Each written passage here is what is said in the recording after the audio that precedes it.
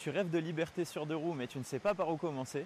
Aujourd'hui on va parler du permis moto A2. C'est quoi? Pour qui est-ce que c'est destiné? À quoi ça sert? Pourquoi le passer? Et surtout combien ça coûte? Reste bien jusqu'à la fin parce que je vais te donner tous les conseils et toutes mes petites astuces pour bien réussir ton permis moto et éviter d'avoir peur ou de te faire surprendre. Baby, come home.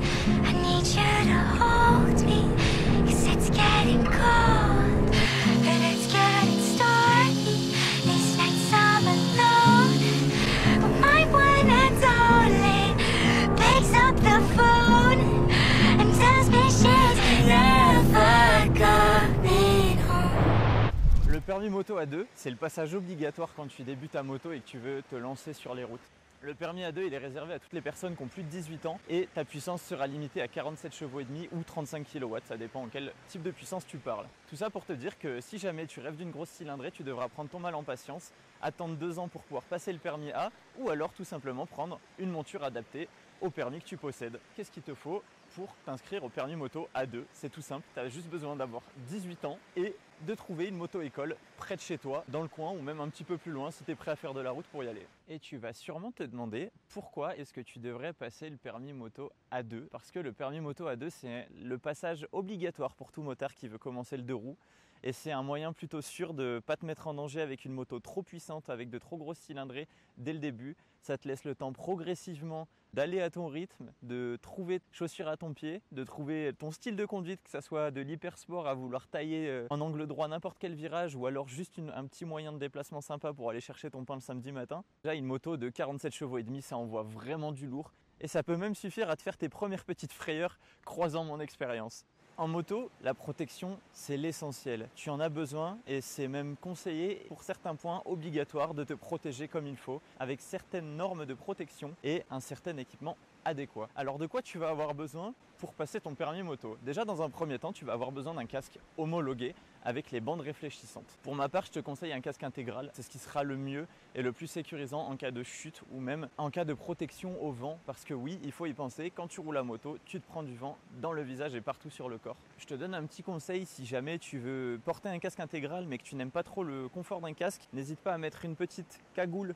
à l'intérieur. Ça te permet d'avoir une meilleure isolation et de ne faire qu'un avec ton casque. Puis si jamais tu roules avec visière ouverte et que tu te prends des petits moustiques dans le visage, au moins ça reste pas coincé dans ton casque, ni collé à ta peau, et ça s'amortit directement sur la cagoule. Pour ce qui est des gants, tu vas avoir besoin de gants qui sont homologués et qui te protègent vachement bien. Pour ma part, je te conseille, et c'est un choix personnel mais que je recommande vivement, de prendre des gants qui sont certifiés KP. KP, qu'est-ce que ça veut dire? Ça veut dire Knuckle Protect.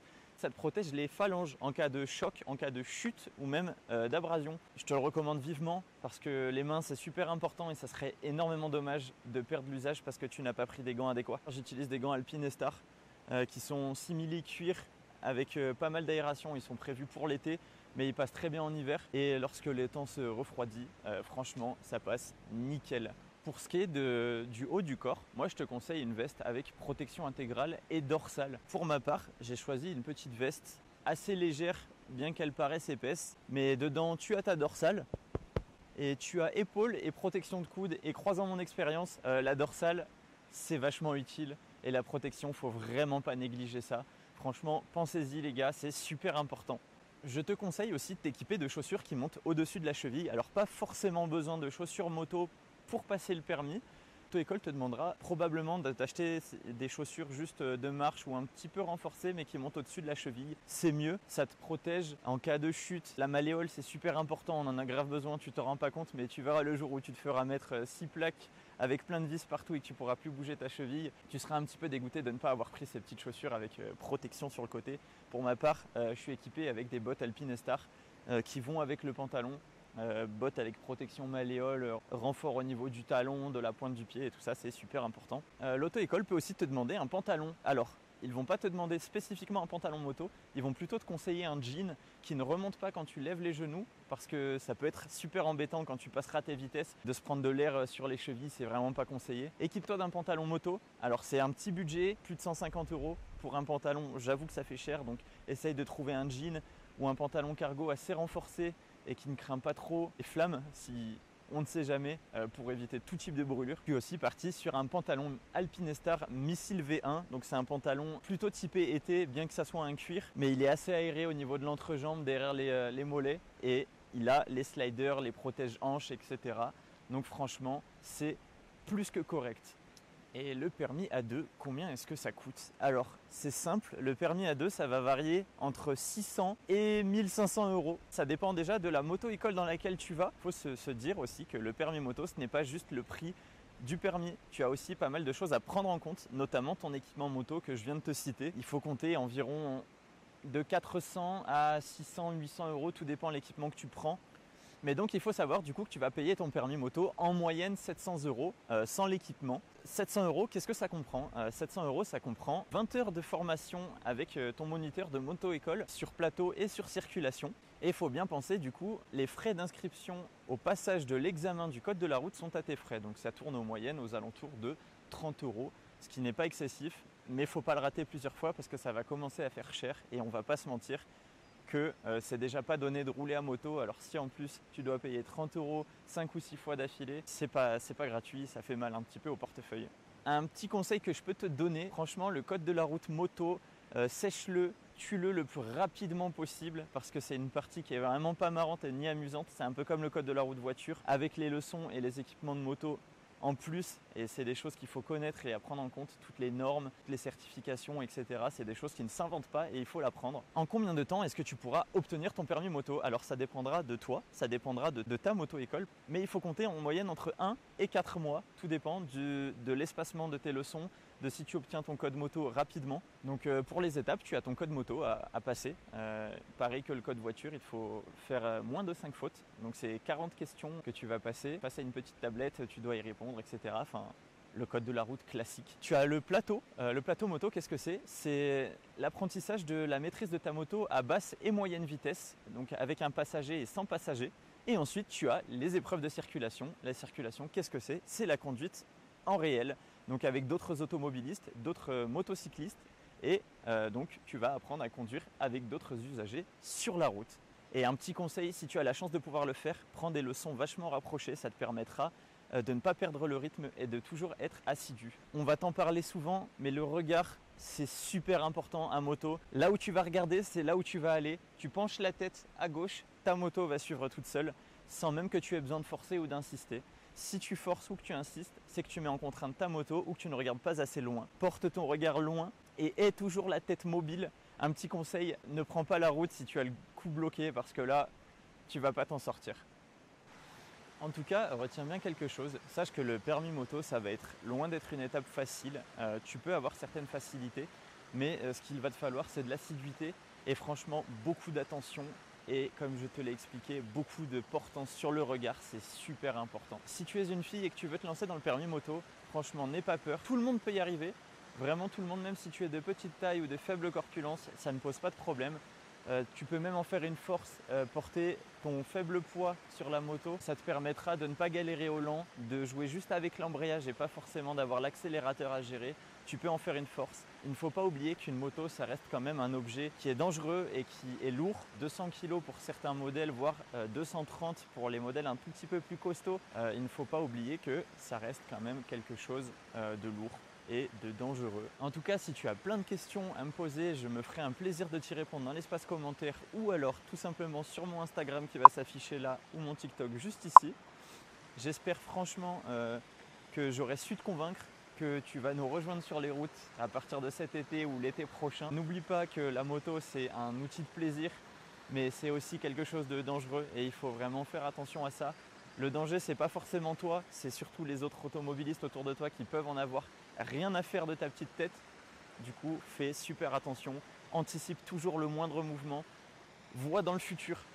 T'es pas médium, t'es pas voyant, quoi que ce soit, tu t'en fous, tu vas le devenir. Il va falloir anticiper comme pas possible. En conclusion, les gars, le permis moto, c'est la première étape vers la liberté en deux roues. Ça te demande du temps et de la patience et aussi un petit peu d'argent comme j'ai pu te l'expliquer juste avant. Mais une fois que tu te seras saigné, que tu te seras donné tout ce mal et que tu auras réussi à l'avoir, tu verras que ta vie va changer et que tout deviendra un pur kiff. Mettre un petit barbecue portable dans ton sac à dos, aller faire le tour d'un lac le midi, te poser, faire griller 2-3 saucisses et les déguster entre amis, franchement tu verras, c'est royal. Le 2 roues, ça t'offre une liberté exceptionnelle. C'est l'une des rares choses où on a encore un petit peu de liberté sur les routes, où tu peux faire de l'interfile et tu peux te faufiler un petit peu partout en centre-ville. C'est royal, mais franchement les gars, n'en abusez pas. Restez correct et respectez les autres usagers, c'est le plus important. Et surtout, respectez le code de la route et vous amusez pas à faire des choses dont vous ne maîtrisez pas les actes ni les conséquences. Ça pourrait être franchement dangereux et ça serait dommage de finir derrière des barreaux ou sur un lit d'hôpital pour avoir voulu faire une petite roue arrière ou quelconque cascade. N'hésite pas à me dire en commentaire quelle moto est-ce que tu aimerais avoir et quelle moto tu as peut-être déjà. Parce que oui, ça existe, des gens qui achètent la moto avant de passer le permis moto et c'est ce que j'aurais adoré faire. C'est de nouveau moi, j'étais en train de faire le montage vidéo et je me suis rendu compte que j'ai oublié d'aborder quelques petits points concernant ce permis moto. Je voulais revenir sur le fait de faire les heures incluses dans le pack du permis moto. C'est ok si jamais vous ne réussissez pas votre permis en 20 heures, parce que 20 heures c'est peu et peu de gens ont la chance de réussir leur permis moto en 20 heures. La moyenne, c'est entre 25 et 30 heures, donc bon, il faut rajouter des sous en plus, c'est quelque chose à prendre en compte, bien entendu. Ça n'empêche qu'il ne faut pas vous mettre de pression. Si vous n'y arrivez pas en 20 heures, c'est pas grave, prenez quelques heures en plus et au moins vous êtes sûr d'avoir votre permis. Comme ça, vous êtes sûr de ne pas redécaler votre date d'examen ou d'obtention de votre permis, tout simplement. Et autre petit point que j'ai oublié de vous aborder, comment ça se passe, dans quel ordre est-ce qu'il y a les examens qui se déroulent? Alors en fait, c'est simple.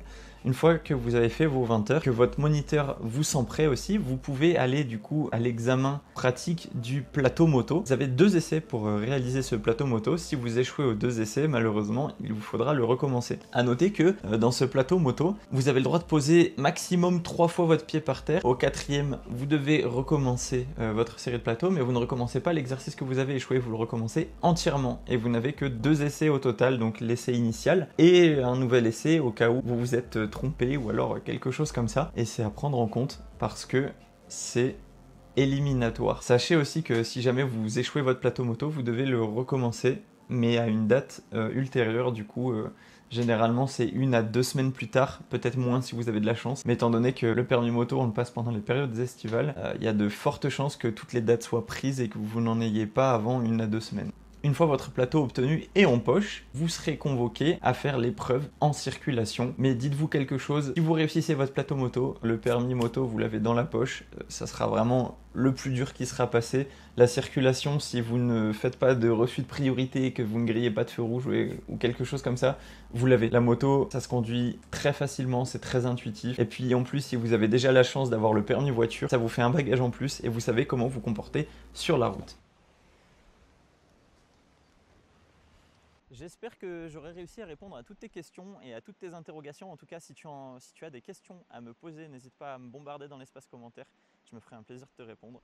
J'espère te voir bientôt sur les routes. J'espère que ce format t'aura plu aussi. N'oublie pas que du coup, les clés du bonheur peuvent ressembler à ça. Franchement, tu sais ce qu'il te reste à faire si c'est ce que tu veux. C'est à bombarder et à partager cette vidéo à tous ceux qui voudraient se lancer dans le permis moto mais qui ne savent pas par où commencer. Je vous remercie énormément d'avoir porté de l'attention sur ce format. Merci à vous de m'avoir regardé jusqu'à la fin les gars, ça fait énormément plaisir. J'espère que la qualité audio et vidéo elle sera bonne.